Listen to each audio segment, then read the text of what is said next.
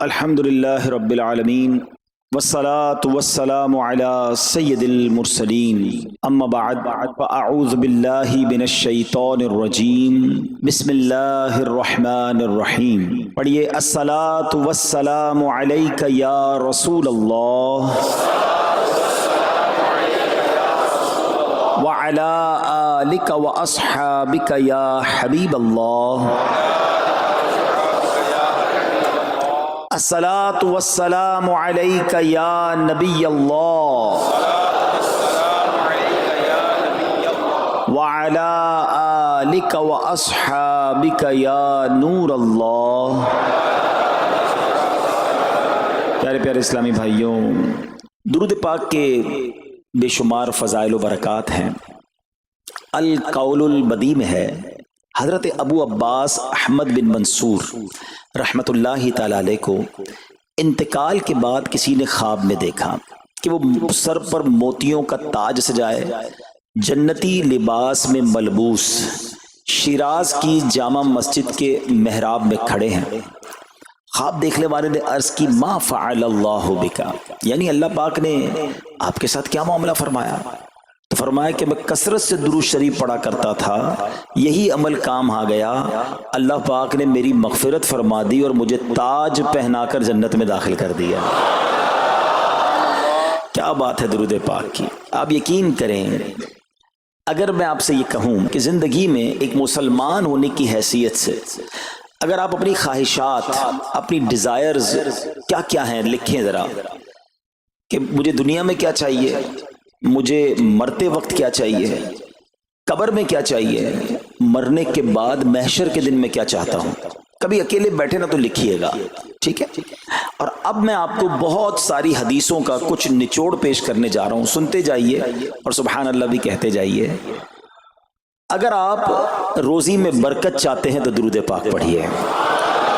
اگر آپ بیماری سے شفا چاہتے ہیں تو درود پاک پڑھیے. اگر آپ ذلت و رسوائی سے بچنا چاہتے ہیں تو درود پاک پڑھیے. اگر آپ عزت میں اضافہ چاہتے ہیں تو درود پاک پڑھیے. آپ مصیبتوں اور پریشانیوں سے بچنا چاہتے ہیں تو درود پاک پڑھیے. مرتے وقت کلمہ پڑھنا چاہتے ہیں تو درود پاک پڑھیے. مرتے وقت آقا کا دیدار کرنا چاہتے ہیں تو درود پاک پڑھیے. آپ یہ چاہتے ہیں کہ آقا اپنے مبارک ہاتھوں سے قبر میں اتاریں تو درود پاک پڑھیے. اپنی قبر کو نور مصطفیٰ سے جگمگانا چاہتے ہیں تو درود پاک پڑھیے. قیامت کے دن نبی پاک کے پرچم تلے اٹھنا چاہتے ہیں تو درود پاک پڑھیے. آقا کے ہاتھوں جام کوثر پینا چاہتے ہیں تو درود پاک پڑھیے. اور سنیے، آقا کے ساتھ جنت میں جانا چاہتے ہیں تو درود پاک پڑھیے. مدینے جانا چاہتے ہیں، بار بار جانا چاہتے ہیں تو درود پاک پڑھیے. اور زندگی میں دیدار مصطفیٰ کرنا چاہتے ہیں تو درود پاک پڑھیے. کچھ باقی رہ گئے؟ اللہ اکبر یا رسول اللہ. مجھے بتائیے اور کچھ باقی رہ گیا ہے؟ ایک مسلمان ہونے کی حیثیت سے what ever I need in دنیا اور ان ہیئر آفٹر، دنیا اور آخرت میں جو کچھ چاہیے، روزی برکت والی، زندگی عزت والی، پریشانیاں دور ہو جائیں، بیماریاں دور ہو جائیں، ذلت و رسوائی سے بچا رہوں، ایمان والی موت ملے، جب تک زندہ رہوں مدینے آتا جاتا رہوں، آقا کی دید کرتا رہوں، آقا جنت میں ساتھ لے جائیں. اب کچھ باقی بچتا ہے؟ اب یقین کریں میں نے اپنی طرف سے نہیں بتایا، یہ جن کا کچھ مطالعہ ہے تو ان کو یاد آ رہا ہوگا کہ اس ہر جملے کے پیچھے کوئی نہ کوئی ایک روایت یا کوئی نہ کوئی حدیث موجود ہے. یعنی یہ سارے انعامات، دنیا کے، قبر کے، حشر کے، یہ سارے انعامات نبی پاک نے درود پاک کی فضیلت میں بیان فرما دیے ہیں.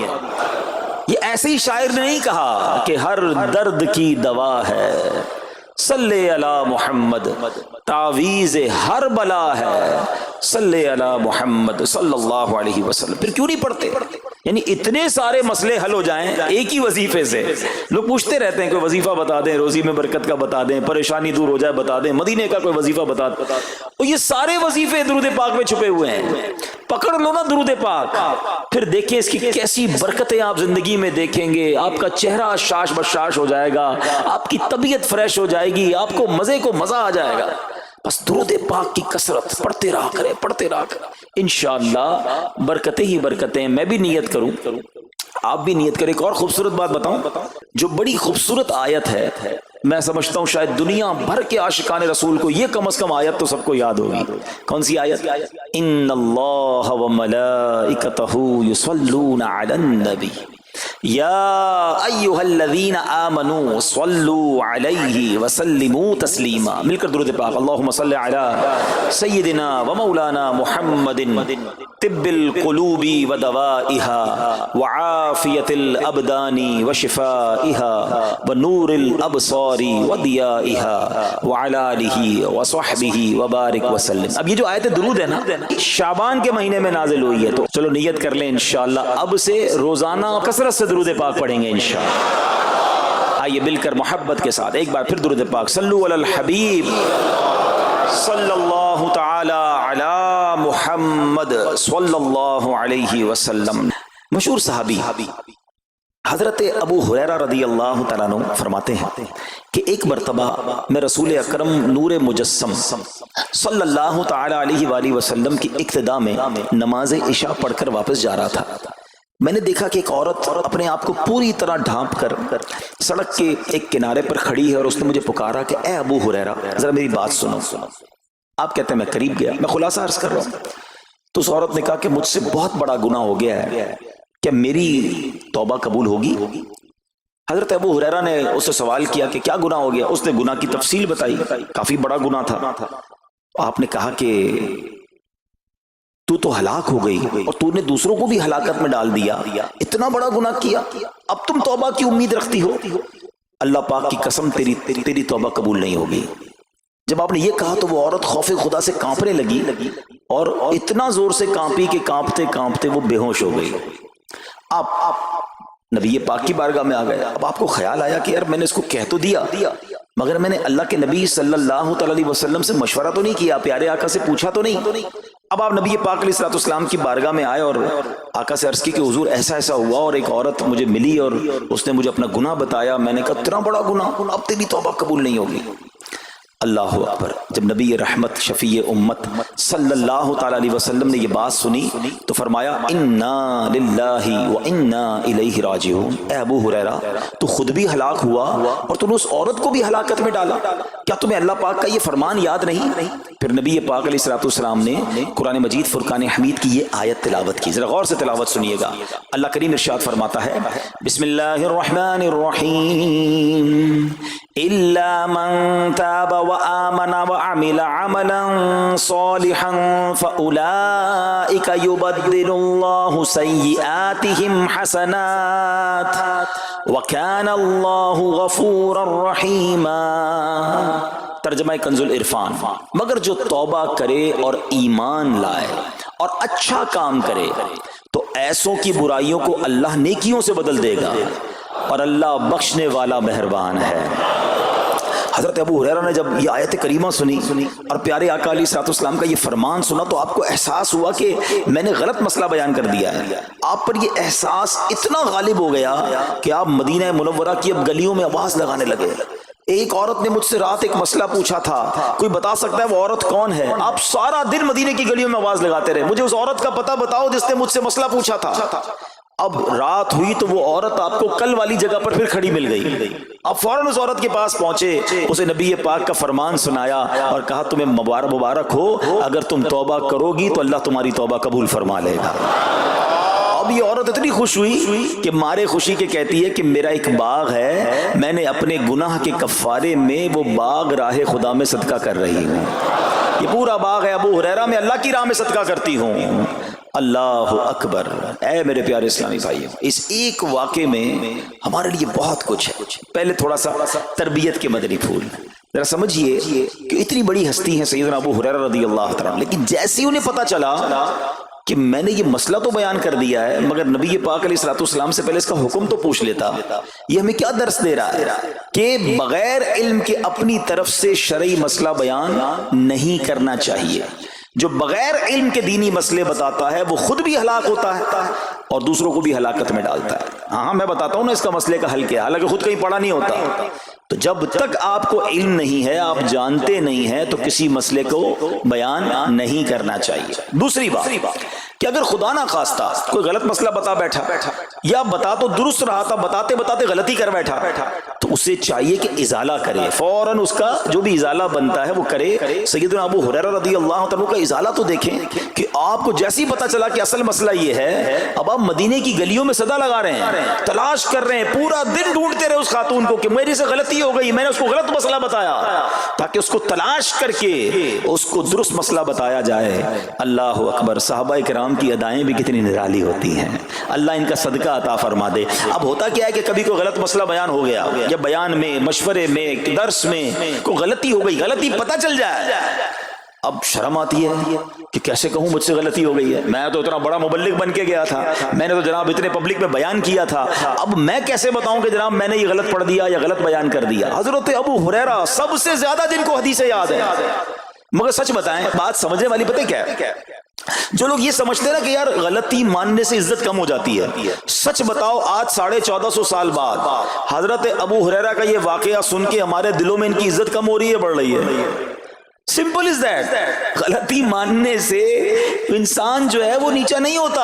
اللہ میرے پیر و مرشد کو سلامت رکھے، جن کی برکت سے لاکھوں علماء بن گئے ہیں، مگر آپ اپنے مدنی مذاکرے میں اپنے ساتھ علماء کرام، مفتیان کرام کو بٹھاتے ہیں، اور اگر کوئی توجہ دلاتا ہے تو لائیو چینل پر آپ فرماتے ہیں کہ یہ مسئلہ یوں نہیں یوں ہے، کوئی عزت کم نہیں ہوتی جناب۔ تو سبحان اللہ، دو باتیں سیکھنے کو ملی کہ پہلے بتانا ہی نہیں ہے، اگر نہیں آتا تو اپنی بڑائی مارنے کے لیے بندہ کہہ دے مجھے نہیں معلوم، واللہ عالم میں نہیں جانتا، اور اگر آپ کو لگتا ہے میں صحیح بتا رہا ہوں اور پھر بعد میں کوئی توجہ دلا دے کہ آپ نے غلطی کی ہے تو پھر اس کو بالکل مانے بھی اور اس کا ازالہ کریں۔ اچھا، اب علماء کرام نے بڑے پیارے طریقے بتائے۔ پہلے تو ظاہر یہ تھا کہ بھائی پبلک میں بیان کیا تو پبلک میں جا کر یا گلیوں میں جا کر آپ نے اعلان کیا، اب تو سوشل میڈیا کا زمانہ ہے، کچھ ویڈیو بنا کے ڈال رہے ہوتے ہیں، انسٹاگرام تو ٹویٹر تو پتہ نہیں کیا کیا چیزیں، موبائل فون، فیس بک، یوٹیوب، تو اب غلط مسئلے لوگ شیئر کر رہے ہیں۔ ایک یہ بڑا مسئلہ پتہ کیا ہو گیا، ہمارے موبائل پہ جیسے ہی کوئی ویڈیو کلپ آیا، کسی کا بھی آیا، یا کوئی پوسٹ آ گئی، کوئی فضیلت ہی آ گئی، نہ چیک کرنا ہے نہ کچھ کرنا ہے، اس کو فوراً فارورڈ کر دینا ہے۔ حالانکہ اس میں بعض اوقات غلط مسئلے ہوتے ہیں، بعض اوقات غلط حدیثیں ہوتی ہیں، ہمیں پتہ ہی نہیں ہوتا، ہم سمجھتے ہیں آگے شیئر کر دیں۔ اچھا، یہ شیئر کرنے والوں کا بھی بڑا مسئلہ ہے، اگر کوئی وظیفہ، کوئی نفل، کوئی بھی چیز ہے، خود پڑھنی نہیں ہے، آگے 100 لوگوں کو بھیج دینی ہے، پہلے خود تو پڑھو۔ اچھا، خود بھی پڑھنے سے پہلے کہاں چیک کروایا؟ تو پلیز، یہ شریعت کے معاملات ہیں، اس میں بڑی غلطی ہو سکتی ہے۔ تو اگر آپ کو کوئی بھی چیز شیئر کرنی ہے تو بیسٹ آپشن یہ ہے کہ dawat-islami.net، یہ دعوت اسلامی کی ویب سائٹ ہے، اس پر ایک گیلری کا آپشن ہے، آپ وہاں جائیے، وہ مفتیان کرام سے چیک ہوئی پوسٹیں پڑی ہوئی ہیں، آپ وہاں سے پوسٹ اٹھائیں، اس کو شیئر کر دیں، بنداز کریں، کوئی ٹینشن نہیں ہے، کیونکہ وہ علماء نے چیک کی ہوئی ہے۔ مگر ہر آنے والی پوسٹ، ہر آنے والی ویڈیو کو آگے بڑھا دینا، تو مشورہ یہی ہے کہ یہ بڑا سخت معاملہ ہے، کیونکہ یاد رکھیے قرآن مجید فرقان حمید میں اللہ تعالی ارشاد فرماتا ہے وَمَنْ أَظْلَمُ مِمَّنِ افْتَرَىٰ عَلَى اللَّهِ كَذِبًا، اور اس سے بڑھ کر ظالم کون جو اللہ پر جھوٹ باندھے۔ اچھا، اس کے بارے میں علماء فرماتے ہیں کہ اللہ پر جھوٹ باندھنے والا سب سے بڑا ظالم ہے۔ جب ہم کسی کو دینی مسئلہ بتاتے تو اس کا مطلب کیا ہوتا ہے کہ اللہ نے فرمایا یا اللہ کے حبیب علیہ الصلوۃ والسلام نے فرمایا، اس کا مطلب اگر وہ ایسا نہیں ہے تو یہ اللہ پر جھوٹ باندھنا ہو گیا نا۔ ہم نے تو کہا مجھے تو پتہ نہیں تھا، کسی نے پوسٹ بھیجی تھی، کسی نے بتایا تھا، اچھا میں نے کہیں سنا تھا۔ اب کئی لوگوں کی تو عادت پتہ کیا ہے، ان کے ساتھ بیٹھو نا تھوڑی دیر بعد کہیں گے اللہ یہ فرماتا ہے، اللہ نے قرآن میں یہ فرمایا، پوچھو کدھر فرمایا، بولے یہ نہیں پتا، اللہ قرآن میں یہ کہتا ہے۔ بھائی کہاں کہتا ہے بتاؤ نا، آیت دکھاؤ، اللہ نے فرمایا یہ کرنا چاہیے، بھائی کہاں فرمایا؟ اپنی طرف سے۔ اچھا، کیونکہ کہیں سنا تھا، کہیں دوستوں کی محفل میں آدھی بات یاد تھی، ارے ڈرنا چاہیے کہ میں کیسے کہہ دوں کہ اللہ نے فرمایا، میں کیسے کہہ دوں نبی پاک علیہ الصلوۃ والسلام نے فرمایا، جب یاد نہیں، پڑھا نہیں۔ امیر اہل سنت کی آپ نے احتیاط دیکھی ہے، آپ حدیث کی کتاب منگاتے ہیں کہ پورا دیکھ کر پڑھتے ہیں، مگر یہاں تو اپنی مرضی سے چل رہا ہے معاملہ۔ خدا کے واسطے ہم سمجھ رہے ثواب کما رہے ہیں، اور ایسا نہ ہو کہ گناہ جاریہ والے کام ہو رہے ہوں۔ تو میں نے آپ کو آسان حل بتا دیا کہ دعوت اسلامی کے جو آفیشیل سوشل میڈیا کے پیجز ہیں، اگر آپ کو شوق ہے تو وہاں سے کوئی پوسٹ اٹھا لیں، وہاں سے کوئی چیز اٹھائیں اور اس کو شیئر کریں۔ باقی خدا را ان کاموں کو اپنی مرضی سے آگے نہ کریں، کہیں ہم گناہ گار نہ ہوں۔ تو ایک بات تو ہمیں اس پورے واقعے سے سیدنا ابو ہریرہ رضی اللہ عنہ کو جو انداز، آپ کی عاجزی، آپ کا ازالہ کرنا، آپ کا اس عورت کو تلاش کرنا، یہ سکھا رہا ہے کہ مسئلہ غلط بیان کرنا کتنا بڑا مسئلہ ہے۔ اللہ کرے کہ ہم اس کو سمجھیں۔ اب دوسری خوبصورت بات، آئے ہائے، عورت کا گناہ ہے، بڑا گناہ ہے، مگر نبی پاک نے جو آیت بیان فرما دی اور جو اس تک پیغام پہنچایا کہ توبہ کر لو، میرا رب توبہ قبول فرما لے گا۔ ہائے ہائے میرے پیارے اسلامی بھائیوں، کتنا ہی بڑا گناہ کیوں نہ ہو جائے، اللہ سے مایوس نہیں ہونا ہے، اس کی رحمت سے مایوس نہیں ہونا ہے، کیونکہ میرے آقا مدینے والے مصطفیٰ صلی اللہ تعالی علیہ وسلم فرماتے ہیں التائب من الذنب کمن لا ذنب لہ، گناہوں سے توبہ کرنے والا ایسا ہے جیسا اس نے گناہ کیا ہی نہیں ہے، ختم، نل اینڈ وائڈ، ڈیلیٹڈ۔ یہ اتنی بڑی اللہ کی رحمت ہے کہ بس سچی توبہ ہو جائے نا، اللہ اس کو سارے اس کے گناہ معاف فرما دیتا ہے۔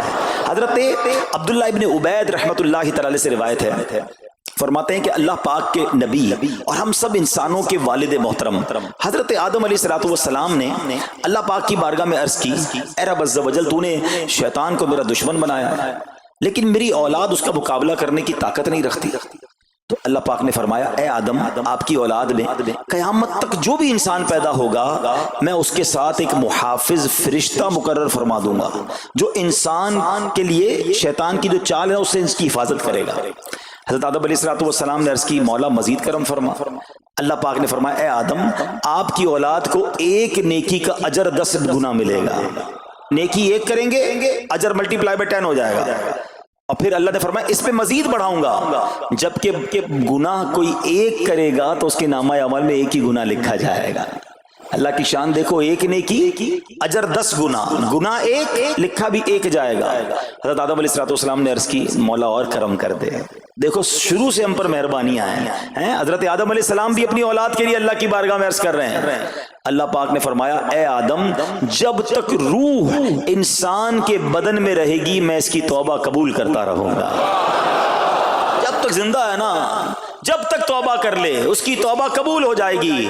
اللہ اکبر، کتنا کریم ہمارا مولا ہے، ہمارا پروردگار کیسا رحیم ہے، جب بھی گناہ ہو جائیں فوراً اللہ کی بارگاہ میں حاضر ہو جایا کرو، اپنی غلطی کا اقرار کر کے شرمندہ ہو جایا کریں، انشاءاللہ کریم توبہ قبول ہوگی اور گناہوں کی میل سے دامن صاف ہو جائے گا۔ ارے توبہ جب ہو جائے نا اور بندہ سچی توبہ کر لے، دیکھو اللہ کیسا کریم ہے، کیسا کرم کرتا ہے۔ ایک بزرگ کے بارے میں آتا ہے حبیب عجمی رحمت اللہ تعالی علیہ، ان کا نام تھا، ابھی بہت بڑے آپ اللہ کے ولی گزرے ہیں، بصرہ کے رہنے والے تھے، مگر توبہ سے پہلے آپ کی زندگی بڑی عجیب تھی، آپ بڑے امیر آدمی تھے، لوگوں کو قرضہ دیا کرتے تھے مگر سود پر قرضہ دیا کرتے تھے، سود لیا کرتے تھے۔ حال ایسا تھا کہ جب کسی سے سود لینے جاتے تھے یا قرضہ لینے جاتے تھے، وہ پیسہ نہ دیتا، لیٹ ہو جاتا تو اس سے جرمانہ وصول کر لیا کرتے تھے۔ ایک مرتبہ ایک مقروض کے دروازے پر گئے، وہ مقروض تو گھر پہ نہیں تھا، اس کی بیوی تھی، تو کہا میرا شوہر تو آج گھر پر نہیں ہے، نہ ہی میرے پاس رقم ہے کہ آپ کو دوں۔ آپ نے کہا مجھے تو چاہیے، کچھ نہ کچھ تو جرمانہ دینا ہوگا۔ تو اس نے کہا ہم نے ایک بکری ذبح کی ہے، گوشت تو سارا بانٹ دیا، کھا لیا، اس کا سر موجود ہے، آپ نے کہا یہی دے دو۔ سود میں پیسے نہیں ملے تو بکری کا سر لے آیا۔ اچھا اب جب بکری کا سر لے کر آئے تو اپنی زوجہ کو کہا کہ پکاؤ اس کو، تو زوجہ بولی گھر میں نہ لکڑیاں ہیں نہ دوسرا راشن ہے۔ چنانچہ اب لکڑیاں اور دوسرا راشن وغیرہ بھی دیگر مقروضوں کے گھر گئے اور وہاں سے سود میں کسی سے لکڑیاں پکڑ لی، کسی سے دوسرا راشن مسالہ وغیرہ چیزیں پکڑ لی، وہ بھی لے آئے، کہا لو پکاؤ۔ اب زوجہ نے ہانڈی بنائی، ابھی کھانا تیار ہو رہا تھا کہ اتنے میں ایک بھکاری آ گیا۔ حضرت حبیب عجمی نے اس وقت تو توبہ نہیں کی تھی، اس بھکاری کو بھی باتیں سنا کر نکال دیا، گھر سے نکال دیا۔ اب کھانا تیار ہو گیا، کھانے کے لیے بیٹھے، مگر جیسے ہی زوجہ نے ہانڈی کا ڈھکن اٹھایا نا تو وہ سالن جو تھا بکری کے سر کی بجائے پورا سالن خون سے بھرا ہوا تھا۔ زوجہ نے پکار کر کہا کہ دیکھو تمہارے اعمال کا نتیجہ، تمہاری کنجوسی کا نتیجہ، پوری ہانڈی خون سے بھری ہوئی ہے، سود کا مال تھا نا۔ اب ہانڈی کا یوں خون میں بدل جانا آپ کے دل پر بڑی تنبیہ ہوئی، بڑا اثر ہوا کہ یہ میں کیا کر رہا ہوں، میں کون سی روزی کما رہا ہوں۔ اللہ سے جنگ ہے نا سود کا کام کرنے والا، وہ تمام لوگ سوچیں جو سود کا کام کرتے ہیں۔ اب جب آپ کے دل پہ چوٹ لگی تو آپ نے اب توبہ کرنے کا ارادہ کیا کہ بہت ہو گیا، اللہ کو بڑا ناراض کر لیا۔ تو آپ حضرت حبیب عجمی اب باہر نکلے کہ حضرت امام حسن بصری کی بارگاہ میں جاتے ہیں اور وہاں جا کر توبہ کرتے ہیں۔ مگر جیسے ہی اب باہر نکلے نا تو کچھ بچے کھیل رہے تھے، کھیلتے ہوئے بچے نے آواز لگائی جلدی سائڈ پہ ہو جاؤ، دور ہو جاؤ، حبیب عجمی سود خور آ رہا ہے، کہیں ایسا نہ ہو کہ اس کے قدموں کی دھول ہم پر پڑے اور ہم بھی بدبخت ہو جائے۔ پھر دل پر چوٹ لگی کہ یار بچہ مجھ سے نفرت کرتا ہے، ایسا کام کرتا ہوں میں، اللہ بھی ناراض، اللہ کے بندے بھی ناراض، اور دل پر چوٹ لگی۔ حضرت حسن بصری رحمت اللہ تعالی کی خدمت میں گئے, بڑی سچی توبہ کی, اللہ کو راضی کرنے کے لیے پکی نیت کی, ابھی توبہ کی ہے, کوئی بڑی نیکیاں نہیں کر لی, واپس آ رہے ہیں. جیسے واپس آ رہے ہیں تو دیکھا کہ وہی بچے کھیل رہے ہیں. اب ان بچوں میں کسی نے آپ کو دیکھا تو کہا کہ اب حبیب توبہ کر کے آ رہے ہیں, دور ہو جاؤ, کہیں ہمارے قدموں کی دھول ان پر نہ پڑ جائے تو ہم گناہگار نہ ہو جائیں. تھوڑی دیر پہلے یہ بچے کہہ رہے ہیں کہ دور ہو جاؤ, ان کی دھول پڑ گئی تو ہم بدبخت ہو جائیں گے, سود خور جا رہا. ارے ابھی توبہ کی ہے. اور اللہ نے اپنے بندوں اور مخلوق کے دل میں کیسی محبت ڈال دی کہ بچے کہہ رہے ہیں دور ہو جاؤ, ہمارے قدموں کی دھول حضرت حبیب پر نہ پڑ جائے, ہم گناہگار نہ ہو جائیں. اب جناب بڑا دل پہ اور اثر ہوا کہ مالک تیری قدرت, ابھی تو توبہ کی ہے اور میری نیک نامی کا اعلان تو نے اپنی مخلوق سے کروا دیا, سب کے حقوق ادا کیے, سودی لین دین تھا سب ختم کیا, اللہ پاک کی عبادت میں مصروف ہو گئے, اللہ نے ولایت کا سرتاج بنا دیا, اپنا ولی بنا دیا. اے میرے پیارے اسلامی بھائیوں, یہ ہے توبہ. اللہ اکبر. اے میرے پیارے اسلامی بھائیوں, پتہ یہ چلا کہ عزت دوبارہ مل جاتی ہے. شرط صرف ایک ہے کہ آدمی صحیح راستہ اختیار کر لے. اولیاء کرام کی سیرت پڑھ کر دیکھیں, ہزاروں اولیاء کرام ایسے ہیں جو توبہ سے پہلے گناہوں میں مشغول تھے, معاشرے میں انہیں بری نگاہ سے دیکھا جاتا تھا, لوگ ان سے نفرت کیا کرتے تھے, مگر جب اللہ کی طرف آ گئے تو کیا کمال ہوا کہ اب جناب لوگوں کے دلوں میں تو دلوں میں, جانوروں کے دلوں میں بھی اللہ نے اپنی مخلوق کے دلوں میں ان کی عزت ڈال دی. کیونکہ عزت کس کے پاس ہے؟ رب کے پاس ہے. دلوں کا اختیار کس کے پاس ہے؟ وہ رب کے پاس ہے. آسمان ولایت کا ایک اور چمکتا ستارہ حضرت فضیل بن عیاض رحمت اللہ تعالی علیہ توبہ سے پہلے ڈاکو تھے. جی ہاں, آپ کتنا بڑا نام ہے ولیوں میں, مگر آپ ایک ڈاکو تھے. اور یہ کوئی کہانی نہیں, واقعی حقیقت ہے کہ رات کو جب بچہ سوتا نہیں تھا تو مائیں کہا کرتی تھیں بیٹا سو جاؤ ورنہ فضیل ڈاکو آ جائے گا. جس راستے پر آپ ہوتے تھے لوگ ڈر کے مارے اس راستے سے نہیں گزرتے تھے, مگر جب آپ نے توبہ کی, جن کا مال لوٹا تھا واپس کیا اور سارے حقوق ادا کیے, نیک کاموں میں مصروف ہو گئے, اللہ کی عبادت میں لگ گئے. حضرت فضیل بن عیاض نے وہ وقت بھی دیکھا کہ وقت کا بادشاہ آپ کے دروازے پر کھڑا تھا اور انتہائی عاجزی سے عرض کر رہا ہے کہ حضور ملاقات کا وقت عطا فرما دیجئے. اللہ کی راہ پہ جو چل پڑے, سچی توبہ کر لے, اللہ پھر کیسی عزت عطا فرماتا ہے. حضرت بشر حافی کا واقعہ آپ کو یاد ہوگا. آپ توبہ سے پہلے شرابی تھے, شراب کے نشے میں دھت رہا کرتے تھے. بڑا خوبصورت واقعہ ہے کہ اللہ کے نام کی جب آپ نے تعظیم کی اور آپ کو یہ پیغام ملا کہ اے بشر تم نے ہمارے نام کو بلند کیا, ہم تمہارے نام کو بلند کریں گے, آپ نے توبہ کی, عبادت میں لگ گئے. اللہ تعالیٰ کی معرفت کا عالم یہ تھا کہ آپ ننگے پیر رہا کرتے تھے. حافی کہتے ننگے پیر رہنے والوں کو, اب جب آپ ننگے پیر گلیوں میں گھوما کرتے تو اس شہر کے جانور راستے پر نجاست نہیں کرتے تھے. کیوں نہیں کرتے تھے؟ کہ حضرت بشر ننگے پاؤں رہتے ہیں, کہیں ان کے پیر گندے نہ ہو جائیں. ارے وہ شخص جو توبہ سے پہلے شرابی ہے, اب جانور بھی ادب کر رہے ہیں. بلکہ عالم یہ تھا کہ ایک چرواہے کے ایک جانور نے راستے پر گندگی کر دی تو اس نے کہا ہو نہ ہو لگتا ہے حضرت بشر کا انتقال ہو گیا ہے. جب معلوم کیا تو پتا چلا کہ ہاں حضرت بشر حافی کا انتقال ہو گیا. اللہ اکبر. گویا اللہ نے جانوروں کے دلوں کے اندر بھی ان کی عزت ڈال دی, کیونکہ انہوں نے رب کی بارگاہ میں سر جھکایا, انہوں نے دنیا والوں کی پرواہ نہ کی, انہوں نے رب کو راضی کرنے کی فکر کی. تو اے میرے پیارے اسلامی بھائیوں, یہ خیال دل سے نکال دو کہ جناب عزت پیسے سے ملتی ہے, عزت شہرت سے ملتی ہے. جناب سوٹ بوٹ ہو, ذرا اچھے کپڑے پہنوں, اچھی جناب لگژری گاڑی سے اتروں گا تب عزت ملے گی. ارے جناب مہنگا موبائل ہاتھ میں ہوگا تب عزت ملے گی.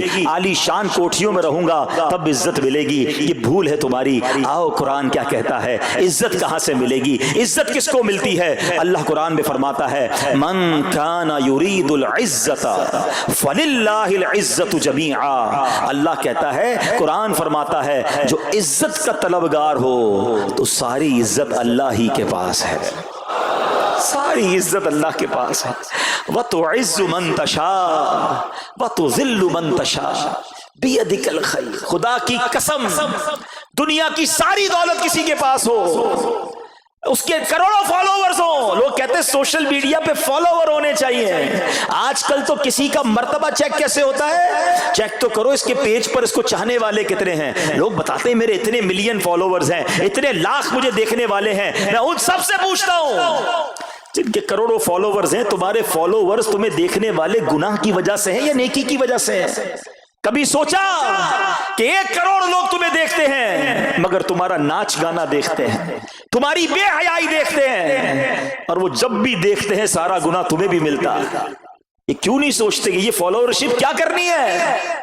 یار میرے اتنے فالوور, میرے اتنے چاہنے والے, میرے پاس اتنا پیسہ, ساری دنیا تمہیں چاہے اور رب نہ چاہے نا, سب برباد ہو جائے گا.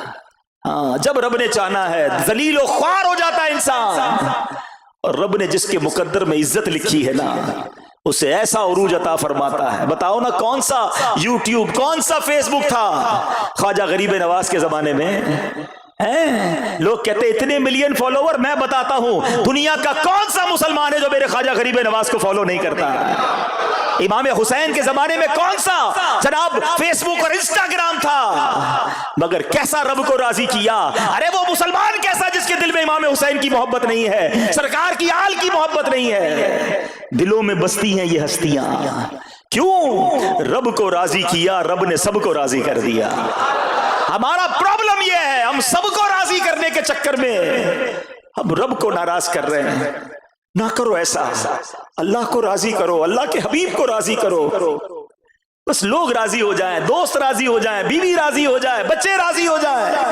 ضرور کرو اپنے بیوی بچوں کو راضی, مگر ایسے راضی تو نہ کرو نا کہ اللہ ہی ناراض ہو جائے. لوگ کہتے کیا کرے, کر رہے ہیں جناب بچوں کی خوشی کے لیے.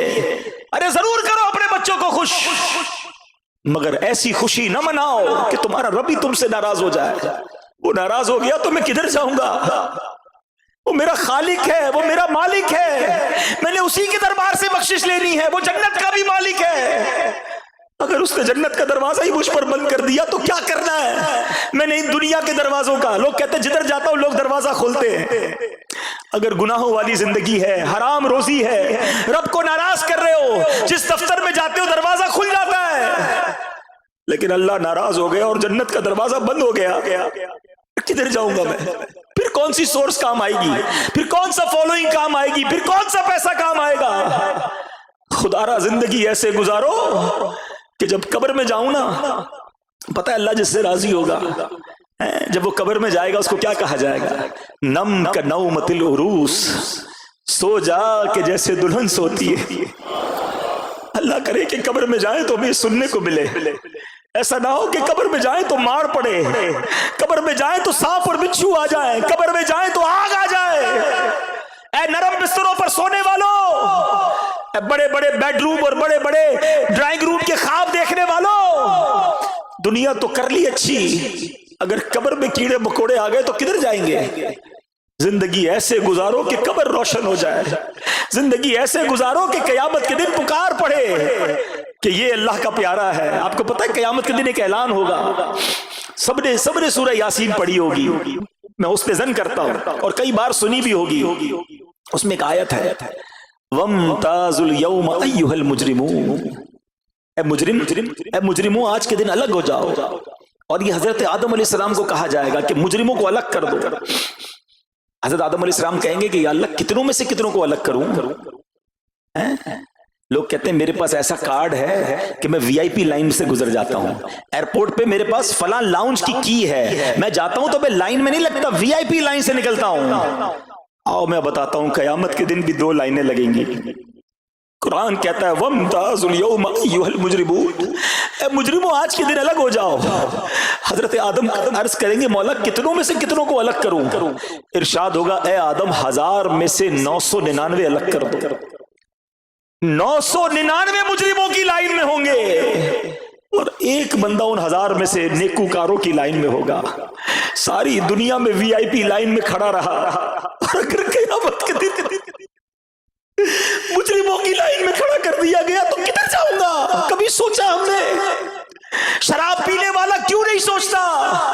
نمازیں قضا کرنے والا کیوں نہیں سوچتا؟ حرام روزی کمانے والا کیوں نہیں سوچتا؟ بس بینک بیلنس بڑھ جائے, عزت ملے دنیا میں, وہ کیوں نہیں سوچتا؟ اگر قیامت میں مجرموں کی لائن میں کھڑا کر دیا گیا کوئی سورس کام نہیں آئے گی. بلکہ کتابوں میں لکھا کہ اس دن باپ گناہ گاروں کی لائن میں ہوگا اور کوئی بیٹا نیکوں کی لائن میں ہوگا. امام, ایسا امام بھی ہوگا جو جناب مجرم کی لائن میں ہوگا, اور مقتدی نیکوکاروں کی لائن میں ہوگا، ایسا مبلغ، ایسا واعظ بھی ہوگا جو گناہ گاروں کی لائن میں ہوگا، اور اس کا بیان سن کر نیک ہونے والا نیکوکاروں کی لائن میں ہوگا۔ لوگ کہیں گے حضرت آپ کا بیان سن کر تو ہم نیک بن گئے، ہم نے توبہ کر لی، آپ مجرموں کی لائن میں کیسے؟ کیونکہ اس دن تو دودھ کا دودھ پانی کا پانی ہو جائے گا نا۔ تو وہ بندہ کہے گا کہ میں تمہیں تو اچھی بات کا حکم دیتا تھا، خود نہیں کرتا تھا، تمہیں تو نیکی کی دعوت دیتا تھا، خود عمل نہیں کرتا تھا، میں تمہارے سامنے تو نیک نظر آتا تھا، میں اکیلے میں بڑا گناہگار تھا۔ میرے پیارے اسلامی بھائیوں، پھر یہ آیت سن لو، من کان یرید العزت فللہ العزت جمیعا، جو عزت کا طلبگار ہو تو ساری عزت اللہ ہی کے پاس ہے۔ اے اللہ ہمیں قیامت کے دن کی ذلت سے بچا لے، اس عزت کا کیا کرنا یار، جدھر جاؤ لوگ کھڑے ہو جاتے ہیں، جدھر جاؤ لوگ پیار کرتے ہیں، قیامت کے دن ذلیل ہو گئے تو کیا ہوگا؟ ادھر تو جس کے نامہ اعمال کھلیں گے تو پتہ چلے گا نا، اتنی بڑی بڑی باتیں کرتا تھا دنیا میں، یہ دیکھو اس کا حال یہ ہے، کدھر جائیں گے؟ سیدی اعلیٰ حضرت امام اہل سنت نے اسی لیے بڑی پیاری دعا کی ہے کہ اس دن کھل جائے گا سب کچھ نا۔ آؤ اللہ سے دعا کرتے ہیں، یا الہی نام اعمال جب کھلنے لگے، عیب پوشے خلق ستارے خطا کا ساتھ ہو، یا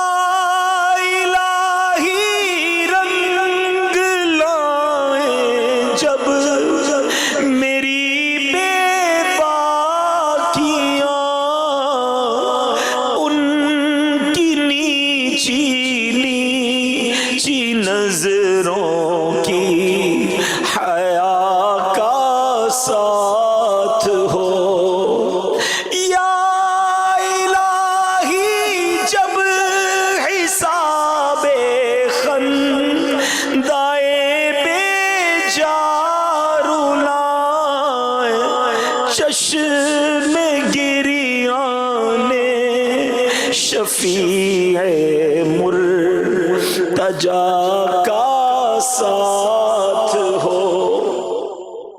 پھنس گئے پیارے اسلامی بھائی، یقین کریں گناہوں کے دلدل میں ہم پھنستے جا رہے ہیں، کبھی کبھی تو سمجھ نہیں آتا کہ اتنے الجھے ہوئے معاملات ہیں، سرا کدھر سے ملے، کیسے نیکیوں کے راستے پہ چل پڑوں، کیسے اللہ کو راضی کروں، اتنے غلط کام ہیں، اتنی چیزیں ہیں۔ علماء بڑی پیاری بات فرماتے ہیں اللہ کی راہ کی طرف، راہ خدا کی بہت ساری منزلیں ہیں، مقام ورع، مقام زہد، مقام فقر، مقام صبر، توکل، رضا، کہتے ہیں ان تمام ساری منزلوں کا جو سرا ہے نا، پہلا قدم جو ہے وہ توبہ ہے۔ اگر آپ واقعی اللہ کی راہ کی طرف چلنا چاہتے ہو نا کہ بس یار میں کسی طرح تو اللہ کی طرف چل پڑوں، تو پہلا قدم جو ہے نا وہ توبہ ہے۔ آپ توبہ کریں، اللہ کریم راستہ کھول دے گا، پھر نیکیاں کرنا آسان ہوں گی، پھر انسان قریب ہوتا چلا جائے گا اللہ کی رحمت سے، لیکن پہلا قدم توبہ ہے۔ اور توبہ کرنے والے مومن کی مثال کیا ہے؟ سنو، ایک مرتبہ اللہ پاک کے نبی حضرت عیسیٰ علیہ السلام اپنے حواریوں کے ساتھ کئی تشریف لے جا رہے تھے، ایک بہت خوبصورت حسین و جمیل پرندہ وہاں آیا اور آپ کے سامنے زمین پر لوٹ پوٹ ہونے لگا۔ اس نے اپنے آپ کو زمین پر اتنا رگڑا کہ اس کی خالی اتر گئی، اب وہ سرخ، گنجا اور انتہائی بدصورت نظر آنے لگا۔ اس کے بعد وہ بہتے پانی میں گیا، اس کے بعد وہ کیچڑ میں گیا، تو کیچڑ میں لوٹ پوٹ ہوا تو اور بدصورت ہو گیا، پہلے بال اتر گئے، اب جسم بھی گندا ہو گیا۔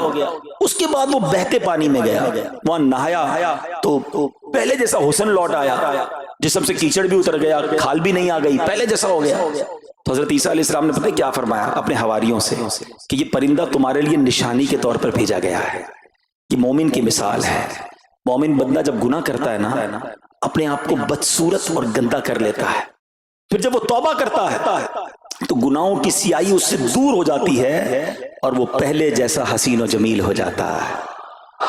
ہائے ہائے ہائے، ذرا غور کریں پیارے اسلام، ہم نے کیا کیا اپنے ساتھ؟ کبھی تصور تو کرنا، میں دنیا میں کس لیے آیا تھا، میرے دن رات کن کاموں میں گزر رہے ہیں۔ میری آنکھیں تو اللہ نے قرآن دیکھنے کو دی تھی، قرآن پڑھنے کو دی تھی، ان آنکھوں سے میں کیا دیکھ رہا ہوں؟ مجھے زبان ذکر اللہ کرنے کے لیے دی تھی، میں اس سے کیا بول رہا ہوں؟ میرے کان تلاوت اور نعت اور نیک باتیں سننے کے لیے تھے، میں سن کیا رہا ہوں؟ دن آنے والا ہے جب ملک الموت آئیں گے، میرے جسم سے میری روح کو کھینچ لیا جائے گا، مجھے اندھیری قبر میں اتار دیا جائے گا، پھر اللہ کی بارگاہ میں پیش ہوں گا، تو پھر میں کیا کر سکوں گا؟ پھر تو کوئی جواب نہیں ہوگا نا۔ آپ کو پتا ہے بندے کے پاس اللہ کریم کے 2 راز ہیں۔ ایک بزرگ فرماتے ہیں کہ بندے کے پاس اللہ پاک کے 2 راز ہوتے ہیں جنہیں اللہ پاک بندے کی طرف الہام فرماتا ہے۔ نمبر 1، جب اپنی ماں کے پیٹ سے جب باہر آتا ہے نا، اللہ پاک فرماتا ہے اے میرے بندے، میں نے تجھے دنیا میں پاک اور صاف ستھرا نکال دیا ہے اور زندگی دے کر تجھے اس پر امین بنا دیا، اب میں دیکھوں گا کہ تو امانت کی ذمہ داری کیسے نبھاتا ہے۔ اور جب اس کی روح نکلتی ہے نا، تو اللہ پاک فرماتا ہے اے میرے بندے، تو نے میری امانت کے ساتھ کیا سلوک کیا؟ اگر تو نے اس کی حفاظت کی، وعدے پر قائم رہا اور اس وعدے کو قائم کر کے مجھ سے ملاقات کرے گا تو میں بھی اپنا کال پورا کروں گا، اور اگر تو نے اسے ضائع کر دیا تو میں بھی پکڑ فرماؤں گا۔ یہ جان جو ہے نا، یہ سانسیں، یہ امانت ہے، یہ ہماری نہیں ہے، یہ اللہ نے دی ہے نا۔ میں مثال دیتا ہوں آپ کو، کوئی بندہ بڑی قیمتی چیز رکھوائے، کوئی ہیرا رکھوا دے، کوئی قیمتی 15 20 لاکھ 25 لاکھ 50 لاکھ کی چیز رکھوائے کہ ذرا سنبھالو، اور آپ سے وہ کھو جائے، ڈبل ٹینشن، اتنی قیمتی چیز میں نے کھو دی، اور اب جس نے امانت رکھوائی تھی وہ میرا کیا حال کرے گا؟ ایسا ہی ہے نا، یہ سانسیں اللہ نے دی ہیں، یہ زندگی اللہ نے دی ہے، اللہ نے اپنی عبادت کے لیے دی ہے، اسے راضی کرنے کے لیے دی ہے۔ ہم کیا کر رہے ہیں؟ ہماری سانسیں گناہوں میں، ہمارے دن گناہوں میں، راتیں گناہوں میں گزر رہی ہیں۔ ایک تو ان دنوں کو ضائع کر رہے ہوں، جب اللہ کی بارگاہ میں جائیں گے تو جواب کیا دیں گے؟ خدا را اس زندگی کی ان انمول ہیروں کی قدر کیجئے، گناہ مت کیجئے، گناہوں کی عادتوں کو چھوڑ دیجئے۔ اے میرے پیارے اسلامی بھائیوں، ایسے ایسے نبی پاک کے فرامین ہے کہ سنے تو بندے کو خیال آتا ہے کہ یار ایسا کریم مولا ہے تو پھر میں کیوں نہ توبہ کر لوں۔ آقا فرماتے کل بنی آدم خطاء وخیر الخطائین التوابون، یعنی ہر آدمی سے خطا ہو جاتی ہے اور بہترین خطا کار وہ ہے جو توبہ کر لے۔ ہو گئی نا غلطی، مان لے، اے اللہ معاف کر دے، ہو گئی غلطی، بندہ ہوں نا تیرا، کمزور ہوں، اے اللہ ہو گئے گناہ، میں پھنس گیا مالک، مگر اب توبہ کرتا ہوں، اے کریم تو مجھے معاف کر دے۔ وہ بڑا پیارا، وہ بڑا کرم کرنے والا مولا ہے، مگر ہم توبہ تو کریں نا۔ یاد رکھیں ہم معصوم نہیں ہیں۔ معصوم کون ہے؟ فرشتے ہیں، انبیاء ہیں، ہم تو انسان ہیں نا، ہم جیسے عام انسانوں سے خطائیں ہو ہی جاتی ہیں، ہمیں توبہ کی طرف بڑھنا چاہیے۔ امام محمد بن محمد غزالی علیہ رحمت اللہ الوالی فرماتے ہیں مخلوق 3 طرح کی ہے۔ نمبر 1 فرشتے، یہ معصوم ہیں، یہ گناہ کرتے ہی نہیں۔ نمبر 2 شیاطین، یہ گناہ کرتے ہیں، گناہ چھوڑتے ہی نہیں۔ تیسرے نمبر پر فرمایا انسان، یہ خطا بھی ہوتی ہے ان سے اور توبہ کر کے نیکیوں کی طرف بھی بڑھتا ہے۔ لہٰذا ایسا نہیں ہو سکتا کہ ہم سے گناہ نہ ہو، ہم سے خطائیں نہ ہوں۔ اب 2 ہی صورتیں بچتی ہیں، گناہ پر اڑ جائے تو یہ شیطان کا وصف ہے، اور گناہ ہو جائے تو فوراً توبہ کرے، یہ انسان کی علامت ہے۔ گناہ ہو گیا نا، آج آ گئے ہیں جمعرات کو اجتماع میں، اللہ کے گھر میں بیٹھے ہیں، کریم کے در پر بیٹھے ہیں، شعبان کا مہینہ جاری ہے، برکتوں والا مہینہ جاری ہے، بس اب توبہ کرنی ہے، اب رب کو راضی کرنا ہے، اب گناہ نہیں کرنا ہے، یہ ہم نے اپنا سمجھ لو آج ٹارگٹ بنانا ہے۔ اور سنو، جب بندہ واقعی سچے دل سے توبہ کرے نا تو وہ کیسا کریم ہے۔ دنیا میں پتہ ہی کیا ہوتا ہے، ہم کسی کا جرم کر لیں، کسی کی خطا کر لیں، کسی کو ناراض کر دیں اور اب اس سے معافی مانگے، وہ کہتا ہے چلو جاؤ میں نے معاف کر دیا، آئندہ مت کرنا، اتنا ہی ہوتا ہے نا۔ وہ بھی کوئی کر دے تو کر دے، ورنہ لوگ سزا دیتے ہیں، مگر میرا کریم مولا ایسا ہے کہ بندہ اسی کی نافرمانی کرے، اسی کے گناہ کرے، اسی کو ناراض کرنے والے کام کرے، اور اس کے بعد ایک بار سچے دل سے توبہ کر لے۔ وہ کریم کیسا ہے، صرف معاف نہیں کرتا بلکہ گناہوں کو نیکیوں سے بدل دیتا ہے۔ سنو، بعض اوقات تو ایسا ہوتا ہے کہ ایسی ندامت والی بندہ توبہ کرتا ہے کہ اللہ اسے اپنی ولایت عطا فرما دیتا ہے۔ آپ کو پتا ہے ولایت میں بھی بہت بڑا درجہ صدیقین کا درجہ ہے۔ روایتوں میں آتا ہے ایک اسرائیلی شخص تھا، اس سے کوئی گناہ ہو گیا، اتنا شرمندہ ہوا، اتنا بے قرار ہوا، کبھی ادھر بھاگتا کبھی ادھر بھاگتا، یہ میں نے کیا کر دیا، میرا کسی طرح گناہ معاف ہو جائے، اللہ پاک مجھ سے راضی ہو جائے۔ گناہ کیا ہے، اور شرمندہ ہے، بے قرار ہے۔ سنو کتابوں میں کیا لکھا ہے، اللہ پاک کی بارگاہ رحمت میں اس کی بے قراری، اس کی شرمساری، اس کی ندامت ایسے قبول ہوتی ہے کہ اللہ پاک نے اس کو ولایت کا جو سب سے اعلیٰ درجہ ہے، صدیقیت کا درجہ عطا فرما دیا۔ گناہ کیا تھا، خطا کی تھی، مگر توبہ کی تھی۔ اللہ کرے کہ ہم توبہ کی اہمیت کو سمجھیں۔ میرا رب چاہتا ہے، یقین جانے میرا رب چاہتا ہے ہم توبہ کر لیں، اس کی رحمت چاہتی ہے ہم بخشے جائیں، وہ ہمیں عذاب نہیں دینا چاہتا۔ یہ بندہ ہے جو توبہ نہیں کرتا ہے، ورنہ میرا مالک تو کرم نوازی فرمانا چاہتا ہے، وہ چاہتا ہے میرے بندے توبہ کریں اور میں ان کے سارے گناہوں کو معاف فرما دوں۔ پنجابی شاعر لکھتے ہیں نا، رحمت دا دریا الہی ہر دم وگدا تیرا، رحمت دا دریا الہی ہر دم وگدا تیرا، جے قطرہ بخشے مینوں کم بڑھ جاوے میرا، عدل کرے تے تھر تھر کمبن اونچیاں شانہ والے۔ اے اللہ اگر تو انصاف کرے گا تو پھر تو بڑے بڑے نامور لوگ کانپیں گے، کیونکہ انصاف کی ہم متحمل نہیں، ہم تو فضل اور رحمت کے سوالی ہیں نا۔ عدل کرے تے تھر تھر کمبن اونچیاں شانہ والے، فضل کرے تے بخشے جاسن میں ورگے منہ کالے۔ میرے رب کی رحمت بہت بڑی ہے میرے پیارے اسلامی بھائیوں۔ اللہ کریم توبہ کرنے والوں کو کیسے بخشتا ہے؟ اللہ کریم نے قرآن مجید میں ایک اور جگہ ارشاد فرمایا، فَإِنَّهُ كَانَ لِلْأَوَّابِينَ غَفُورًا، تو بے شک وہ توبہ کرنے والوں کو بخشنے والا ہے۔ بہت بلند مرتبہ تابعی بزرگ حضرت سعید بن مسیب رحمت اللہ تعالی علیہ فرماتے ہیں، اس آیت میں اواب سے مراد وہ شخص ہے جس سے گناہ ہو پھر توبہ کر لے، پھر گناہ ہو پھر توبہ کر لے، بس معافی مانگتا رہے، خطا ہو جائے تو ڈٹے نہ۔ ارے شرم تو کرو کہ مجھ سے نماز قضا ہو گئی، شرم تو کرو میرے منہ سے جھوٹ کیسے نکل گیا، اللہ سے معافی تو مانگو۔ مگر ادھر حال یہ ہے کہ صبح فجر قضا ہوتی ہے، ماتھے پہ بل نہیں ہے، دوپہر کو ظہر قضا ہو گئی، ٹینشن ہی کوئی نہیں ہے، دوستوں کے ساتھ بیٹھ کر حرام دیکھا، پرابلم ہی کوئی نہیں ہے، کاروبار کرنے گیا حرام کمایا، کوئی شرم نہیں ہے۔ یہ طریقہ درست نہیں ہے، یہ اس کو کہتے ہیں جری ہونا، بے خوف ہو جانا۔ اللہ کو کیا جواب دو گے؟ خطا ہو گئی، یا اللہ معاف کر دے، یا اللہ ہو گئی معاف کر دے، اب نہیں کروں گا، مولا معاف کر دے۔ خدا کی قسم یہ جو معافی مانگنے والا ہے نا، یہ شرمندہ ہونے والا اللہ کو بڑا پسند ہے۔ حضرت محمد بن مطرف رحمت اللہ تعالی علیہ فرماتے ہیں، اللہ پاک فرشتوں سے فرماتا ہے، ابن آدم بھی کیسا ہے، گناہ کرتا ہے پھر مجھ سے معافی مانگتا ہے، میں اسے معاف کر دیتا ہوں، پھر گناہ کرتا ہے پھر مجھ سے معافی مانگتا ہے، میں پھر اسے معاف کر دیتا ہوں، نہ وہ گناہ چھوڑتا ہے نہ میری رحمت سے مایوس ہوتا ہے۔ اے فرشتوں گواہ ہو جاؤ میں نے اس کی مغفرت کر دی۔ ہائے ہائے، کون ہے ایسا کریم؟ ہماری کوئی ایک بار بات نہ مانے ہم ناراض ہو جاتے ہیں، دو بار نہ مانے ہمیں غصہ آ جاتا ہے، تین چار بار بات نہ مانے ہم تو قریب نہیں آنے دیتے ہیں۔ وہ کریم کیسا ہے آپ کو پتہ ہے؟ اس وقت میں اور آپ کدھر بیٹھے ہیں؟ کس کے گھر میں بیٹھے ہیں؟ ہم اللہ کے گھر میں بیٹھے ہیں۔ سوچو تو صحیح، کتنے گناہ ہیں، کتنی خطائیں ہیں، کتنے جرم ہیں۔ ارے اتنے بڑے مجرم کو کوئی اپنے گھر بلاتا؟ آپ اور میں کبھی کسی کو گھر نہ بلائیں جو ہماری بات نہ مانے، مگر وہ کریم مولا ہے، اس نے اپنے گھر میں بلایا ہے، بار بار بلاتا ہے۔ یہ کس چیز کی نشانی ہے؟ وہ ہم سے محبت فرماتا ہے، وہ چاہتا ہے ہم بخشے جائیں، وہ چاہتا ہے میرے بندے توبہ کر لیں، مگر ہم پھر بھی توبہ نہیں کرتے۔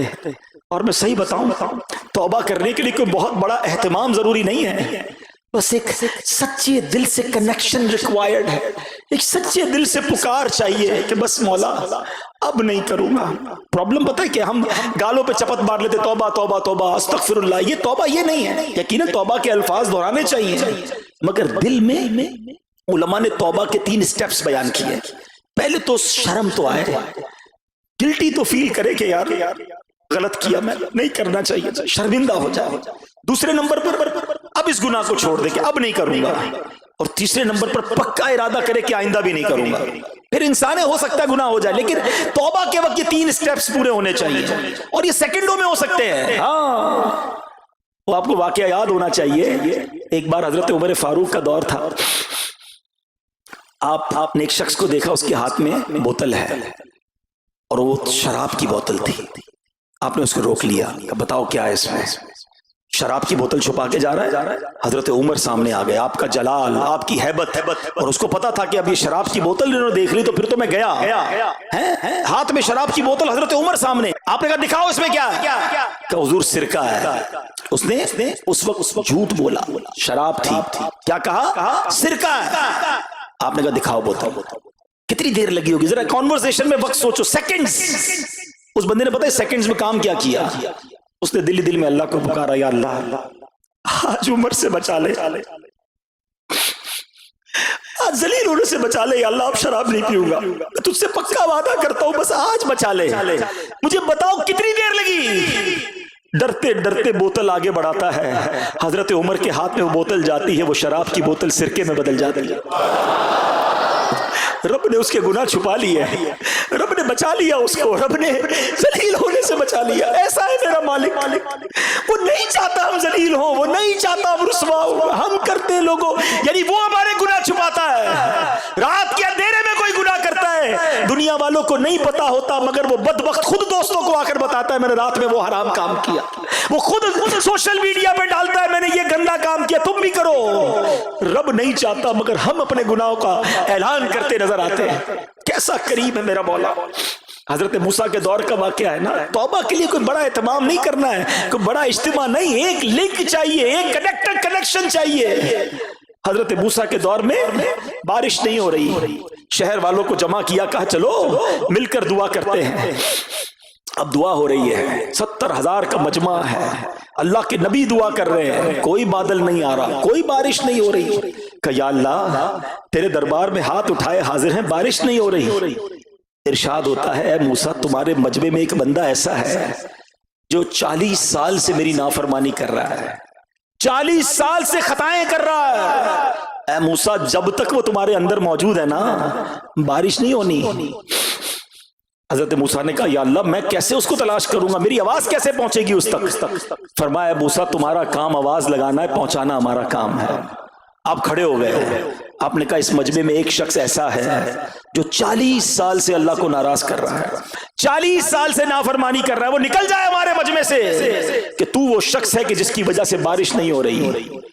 اب وہ بندے نے جب یہ بات سنی تو پہچان تو گیا کہ بات تو میری ہو رہی ہے. اس نے رائٹ دیکھا, بائیں دیکھا کہ شاید کوئی اور اٹھ جائے, کوئی نہیں اٹھا. وہ سمجھ گیا کہ میں ہی وہ خطا کار ہوں. لیکن وہ سوچنے لگا کہ آج میں کھڑا ہو گیا تو پورے شہر کو پتا چل جائے گا کہ میں اتنا بدبخت ہوں کہ میری وجہ سے بارش نہیں ہو رہی. اب اس بندے نے پتہ ہی کیا کام کیا, اس نے دل میں اب اللہ کو پکارا, اللہ آج معاف کر دے, اللہ آج پورے شہر کے سامنے ذلیل ہونے سے بچا لے. میں تجھ سے وعدہ کرتا ہوں اب گناہ نہیں کروں گا, اب خطا نہیں کروں گا, میرے مولا آج معاف کر دے, ذلیل ہو جاؤں گا. وہ تو ماں سے زیادہ چاہنے والا ہے نا. ہماری ماں کب چاہتی تھی ہم ذلیل ہوں؟ وہ تو رحمان ہے, رحیم ہے, ستار ہے. بادل آئے اور بارش برسنا شروع ہو گئی. حضرت موسیٰ نے کہا یا اللہ بندہ تو کوئی کھڑا نہیں ہوا, تو نے کہا تیرا نافرمان موجود ہے, تو نے کہا تیرا خطا کار موجود ہے, جب تک وہ نکلے گا نہیں بارش نہیں ہوگی. اے اللہ کھڑا ہو کے کوئی نہیں گیا, بارش کیسے شروع ہو گئی؟ اے موسیٰ اس بندے نے اب مجھ سے دوستی کر لی ہے, میرے اس نافرمان نے مجھ سے معافی مانگ لی ہے. حضرت موسیٰ نے کہا یا اللہ اب تو ملا دے, تیرا محبوب کون ہے, تیرا پیارا بندہ کون ہے جس نے تجھ سے دوستی کر لی. سنو کیسا کریم مولا ہے میرا رحمان. رب فرماتا ہے موسیٰ جب وہ گناہ گار تھا تب میں نے اس کا پردہ رکھا, اب تو میرا دوست ہو گیا, تجھے کیسے بتا دوں وہ کون ہے. ایسا ہے میرا مالک. پنجابی شاعر کہتے نا, ہک گناہ میرے ماں پیوں ویکھن مینو عمری منہ نہ لاوے. میرے ماں باپ کو, ہمارے ماں باپ کو ہماری کوئی بڑی غلطی مل جائے گھر سے نکال دیتے ہیں, ڈانٹتے ہیں, مارتے ہیں. ہک گناہ میرے ماں پیوں ویکھن مینو عمری منہ نہ لاوے, لکھ گناہ میرا مالک ویکھے وہ پھر بھی پردے پاوے. وہ پھر بھی پردے ڈال رہا ہے, مگر یہ کیسا بندہ ہے کہ اس سے دوستی نہیں کرتا. اے میرے پیارے اسلامی بھائیوں, اب دن آ گئے, اب وقت آ گیا ہے کر کے توبہ میں پھر گناہوں میں ہو